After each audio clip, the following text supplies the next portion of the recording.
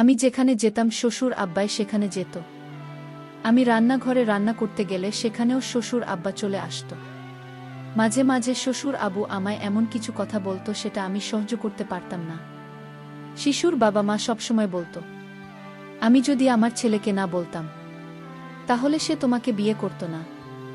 আমার স্বামী যখন ওই বাড়ি থেকে বেরোতো তখন আমার শ্বশুর আমার ঘরে এসে আমার স্বামীর নামে বাজে মন্তব্য করত।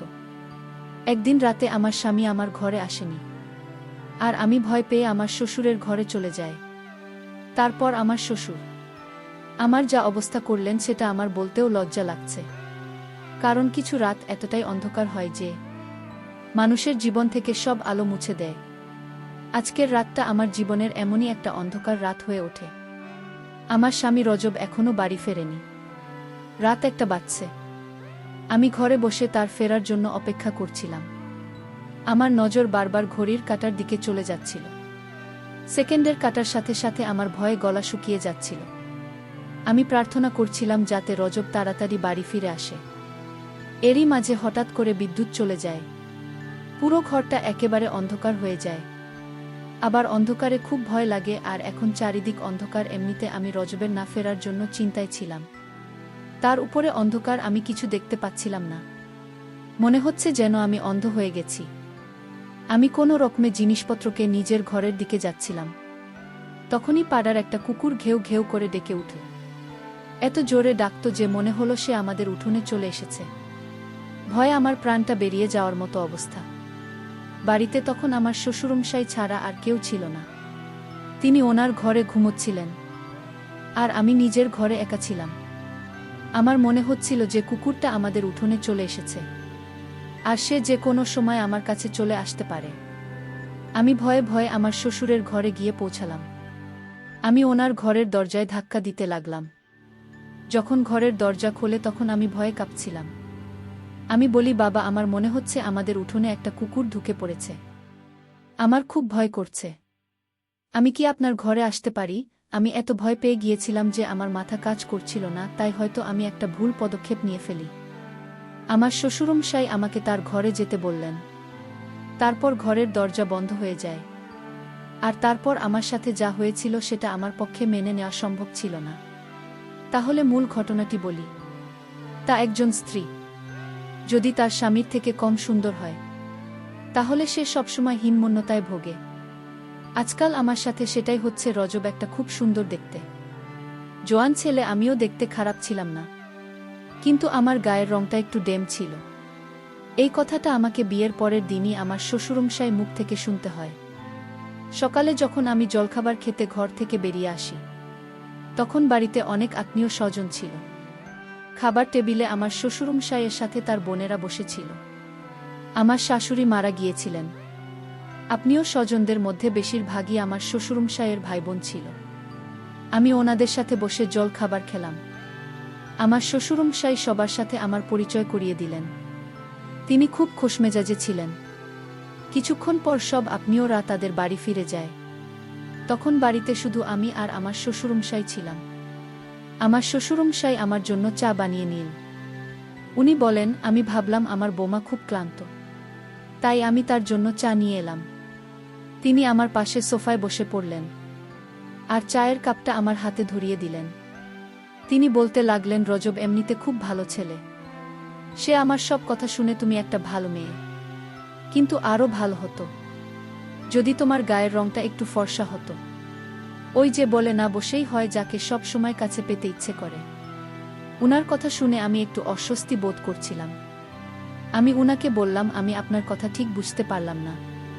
উনি বলেন, কাল মাঝরাতে রোজ ঘরের বাইরে এসেছিল।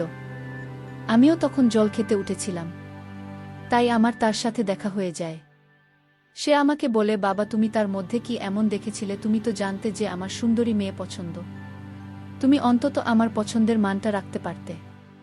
এইসব কথা শুনে আমার মনটা খুব খারাপ হয়ে যায়।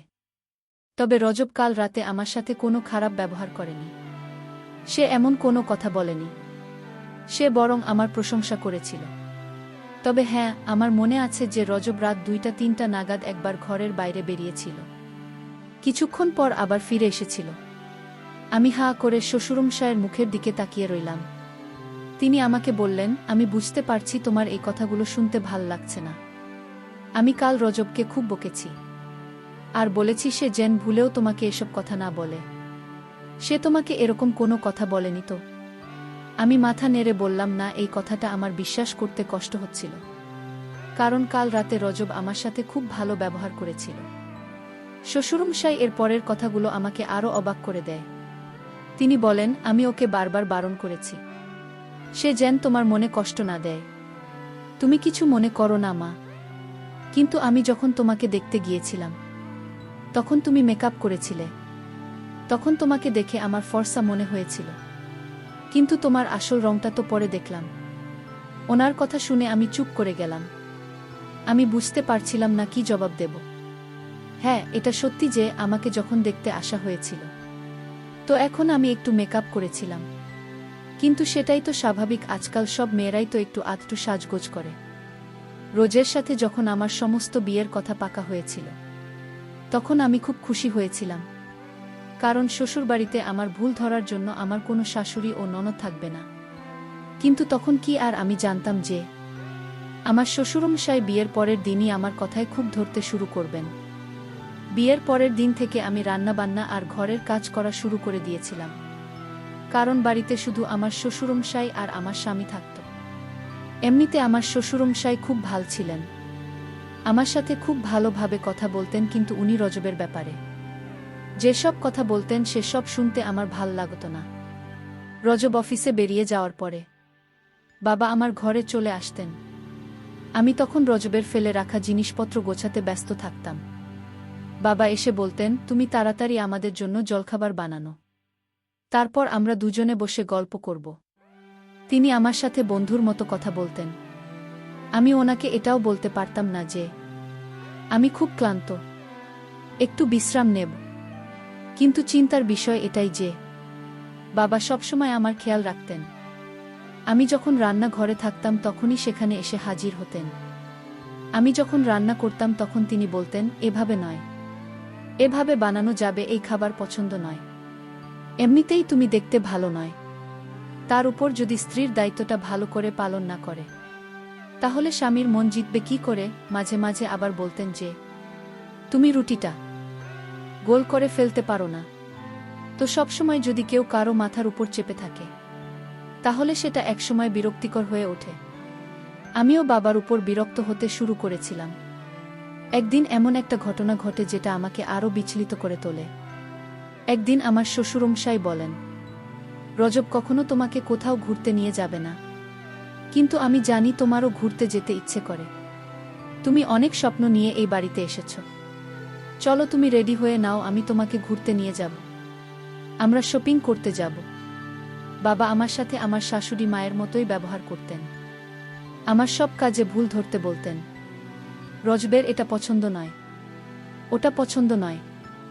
আমার মার্কেটে যেতে ইচ্ছে করছিল না, তাই আমি বাবাকে বললাম আজকে ছেড়ে দেন তিনি। তা উনি আমাকে জোর করে মার্কেটে নিয়ে গেলেন। উনি বললেন, আমি তোমাকে একটা সুন্দর জামা কিনে দেব, যেটা পরলে তোমাকে খুব সুন্দর দেখাবে। উনি আমাকে দোকানে নিয়ে গেলেন আর বললেন, তোমার পছন্দ মতো একটা স্যুট তুমি কিনে নাও। আমি কালো রঙের একটা স্যুট পছন্দ করলাম, কিন্তু বাবা বললেন, এমনিতেই তোমার রংটা খুব কালো, তার উপর তুমি যদি কালো রঙের জামা পরে তাহলে তোমাকে ভূতের মতো দেখাবে। তিনি আমার জন্য একটা লাইট কালারের স্যুট পছন্দ করলেন, যেটা আমার একদম পছন্দ হয়নি, কিন্তু আমি চুপ করে রইলাম। উনি বললেন যে রংটা পরে তোমাকে ভালো দেখাবে। আমি যখন শ্বশুরমশাই এর সাথে কথা বলছিলাম তখন আমি দেখলাম পাশের দোকানে রজবকে একটা অন্য মেয়ের সাথে। বাবাও সেটা দেখতে পেলেন। রজতদের সাথে যে মেয়েটা ছিল সে বেশ সুন্দর দেখতে ছিল। বাবা বলতে লাগলেন, দেখেছ, আমি বলেছিলাম না রজবের সুন্দরী মেয়ে খুব পছন্দ। সে যেখানে সৌন্দর্য দেখে সেখানে চলে যায়। রজব সেই মেয়েটার সাথে খুব হেসে হেসে কথা বলছিল। এটা দেখে আমার চোখে জল চলে আসে। আমি ওখান থেকে কিছু না কিনেই চলে আসি। আমার খুব রাগ হচ্ছিল, মনে হচ্ছিল সব কিছু তছনছ করে দিতে। আমি ভাবতে লাগলাম যে রজব কিরকম ছেলে। সে আমাকে বলতো সে আমাকে ভালোবাসে, আর বাইরে গিয়ে সে অন্য মেয়ের সাথে ঘুরছে। আমার শ্বশুরমশাই বললেন, আমি কখনোই চাই না তোমাদের ঘর ভেঙে যাক মা। তবে ছেলেরা একটু স্বাধীন হয়, বিশেষ করে এমন ছেলেরা যারা সৌন্দর্য দেখে পাগল হয়ে যায়। হ্যাঁ, তুমি যদি দেখতে সুন্দর হতে তাহলে হয়তো তোমার স্বামীকে ঘরে বেঁধে রাখতে পারতে। বাবা আমার পাশে বসে আমাকে বোঝাতে লাগলেন। বাবা বললেন, আমি রোজ ওদের সাথে কথা বলবো, কিন্তু আমি কিছু গ্যারান্টি দিতে পারছি না। আমি রজবের জন্য কি না করতাম। তার পছন্দের খাবার বানাতাম, তার পছন্দমতো ঘর সাজিয়ে দিতাম, এমনকি নিজেকেও তার মনের মতো তৈরি করার চেষ্টা করতাম। কিন্তু রজবের আমার এত আত্মত্যাগ চোখে পড়ে না। রাতে যখন রজব বাড়ি ফিরে আসে, তখন আমি আমার ঘরে বসে কাজ করছিলাম। রজব আমাকে জিজ্ঞেস করে, তোমার কি হয়েছে, শরীর ঠিক আছে তো? আমার তো ইচ্ছে করছিল এখনই বলে দিতে যে আমি তোমার আসল রূপটা ধরে ফেলেছি, কিন্তু বাবা আমাকে অনেকবার বারণ করেছিলেন। বলেছিলেন, এটা করলে আমার ঘর ভেঙে যেতে পারে। যদি জানতে পারে যে তুমি জেনে গেছ তার অন্য মেয়ের সাথে প্রেম আছে, তাহলে তার মন থেকে সব ভয় দূর হয়ে যাবে। আমি রোজ ওকে বলি যে আমার মাথা ব্যথা করছে। রজব বলে, চল, আমি তোমাকে ডাক্তারের কাছে নিয়ে যাচ্ছি। এমনিতেই তোমার গায়ের রং কালো, তার উপর কেঁদে কেঁদে নিজের যে অবস্থা করেছ, তোমাকে একেবারে ভূতের মতো দেখাচ্ছে। কথাটা শুনে আমার খুব অভিমান হয়। আমি বলি, আমি যখন এতই খারাপ তখন আমাকে বিয়ে করলে কেন? আমার কথা শুনে রজব আমার দিকে তাকিয়ে থাকে। তারপর একটু হেসে বলে, আমার অনেক বড় ভুল হয়ে গেছে, কিন্তু কি আর করা যাবে, ভুল যখন হয়েছে তখন তোমাকে সংযত করতে হবে। এই বলে সে হাসতে হাসতে আমার পাশে এসে বসে। আমি বলি, আমি কোথাও যাব না, আমার মাথা ব্যথা করছে, আমি ওষুধ খাবার ঠিক হয়ে যাবে। এই বলে আমি ঘর থেকে বেরিয়ে চলে যাই।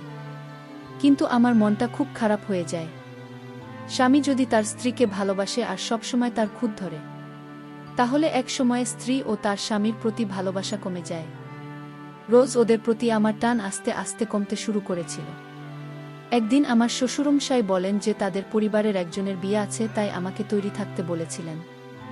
আমিও একটু সাজগোজ করেছিলাম। সেই সময় রোজ ঘরে আসে আর আমার দিকে এখন জোরে তাকিয়ে থাকে।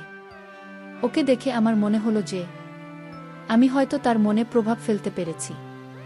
সে আমার পাশে এসে দাঁড়িয়ে বলে, তুমি যতই সাজগোজ করুন না কেন, আমার মতো সুন্দর তুমি কখনোই হতে পারবে না। এই বলে সে আমাকে আয়নার সামনে নিয়ে যায়। আমার মনটা পুরো ভেঙে যায়। এতক্ষণ আমি ভাবছিলাম যে 1 ঘন্টা ধরে আমি এত সাজলেন সেটা সার্থক হয়েছে। কিন্তু রজবের কথা শুনে আমার ভুল ধারণা ভেঙে গেল।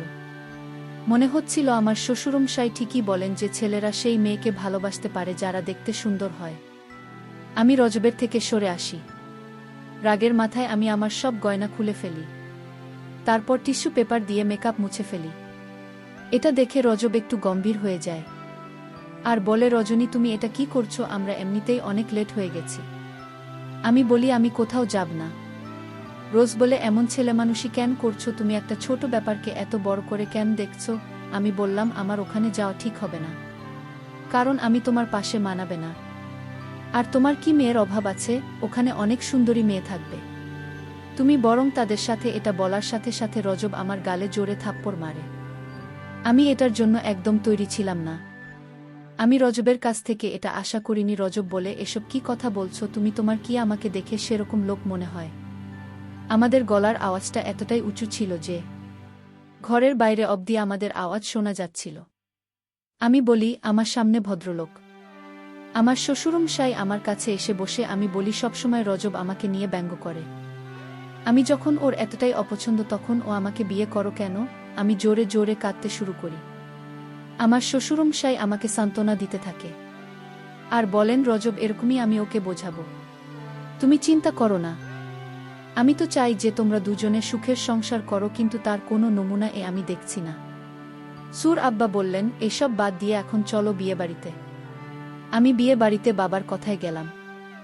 আমার মনে কোন শান্তি নেই। বিয়ে বাড়িতে এত লোকজন, সে রাতে থাকা নিয়ে অনেক সমস্যা হচ্ছিল। বিয়ে বাড়িতে ঝামেলা থাকায় কে কোথায় থাকবে সেটা নিয়ে আলোচনা করতে শুরু করেছে। আমার স্বামী বিয়ে বাড়ি থেকে বাইরে কোথাও চলে গেলাম। তারপর আমাকে একটা রুমে থাকতে দেওয়া হয়। সেই রুমে আমি একা ছিলাম। আর রাত যখন গভীর হল তখন আমার রুমে আমি কাউকে দেখতে পেলাম। আমি বুঝতে পারছি না যে কে সে আমার রুমে এত রাতে। বন্ধুরা, গল্পটি আজ ব্যস্ততার কারণে শেষ করতে পারছি না। পরবর্তী পর্ব পাওয়ার জন্য আমার চ্যানেলটিকে সাবস্ক্রাইব করে পাশে থাকবেন। ধন্যবাদ। হু।